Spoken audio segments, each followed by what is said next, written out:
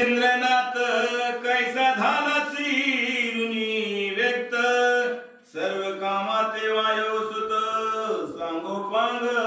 निरोपी असणार त्या ठिकाणी श्री राज्यात असणार त्या ठिकाणी काय प्रसंग घडला किंवा असणार कशाचं वजय ते असणार सगळं असणार त्यावेळेस मच्छिंद्रनाथ विचारायला लागले त्यावेळेस हनुमंतराय सगळं सांगू लागले येर म्हणे योग द्रुमा रामाचे घडले दासे आमा सीता सुती पाहुणी युगमा लंकापती मरविला असंच तर त्या ठिकाणी मी राम भक्त आहे रामाचा भक्त असल्याने सीता शुद्धी माझ्याकडनंच असणार त्या ठिकाणी झाली आणि सीता शुद्धी झाल्यानंतर रावणावर युद्ध झालं आणि त्या युद्धात रावण ही संपला मदत मारला सीता घेऊन आहे दे दाता परिस्थितीच्या कामने वेदली चित्ता आहे दासत्वे मारुती करिता महिला गिया एक असं असणार सीता मातेचा असणार माझं दासत्व पाहून आणि त्या सीता मातेला एक असणारी कामना निर्माण झाली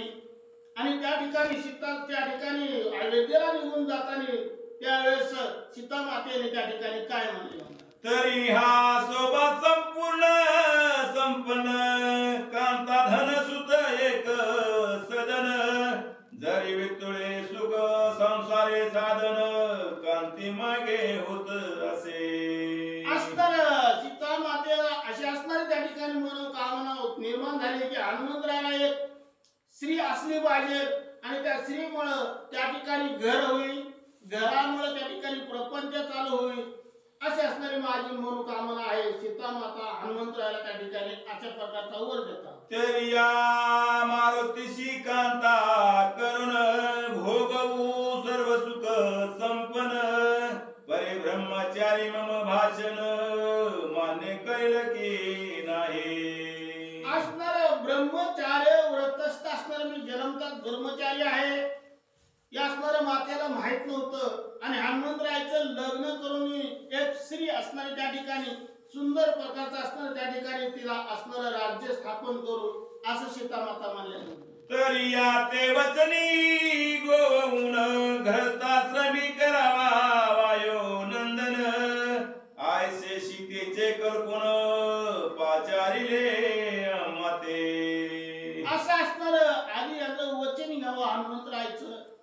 आणि ह्याला घरात आश्रमाच्या ठिकाणी गुंतवावं असं त्या ठिकाणी मनात निर्माण झाली इच्छा आणि मला बोलवून घेतलं त्यावेळेस काय केलं जवळे बैसवणी स्नेहाने सुकरे मग मुख कुरवाळून म्हणे बा मारुती तू धन्य ती लोकी अससे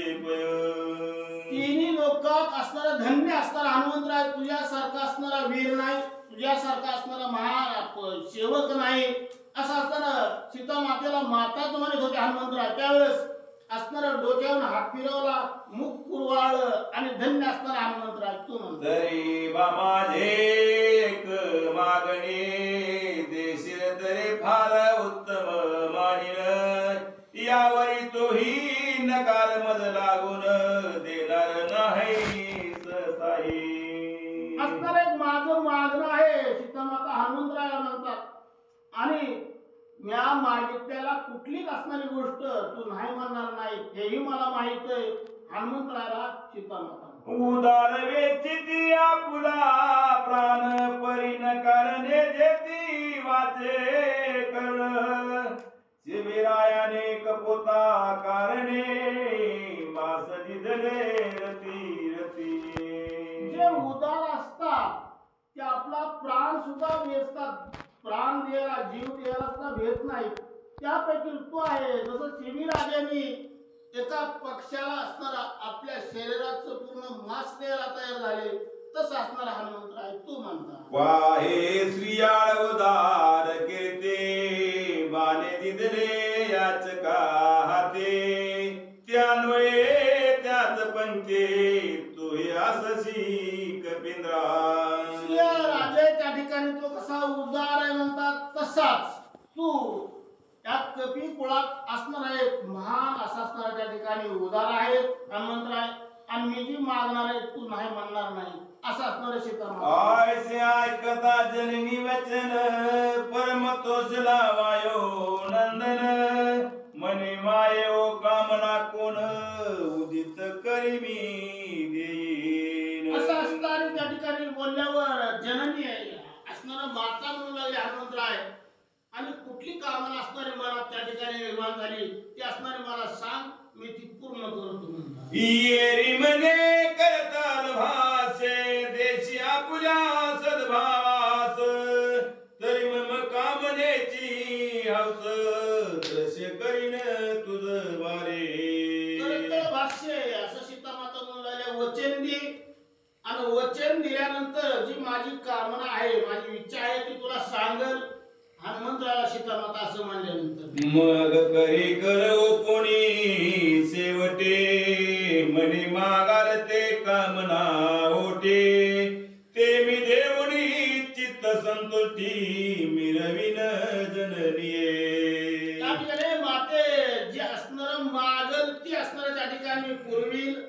असं असणार माझा जीव सुद्धा देईल कारण हातात हात दिला वचन दिलं आणि हनुमंतराय म्हणू लागले. ये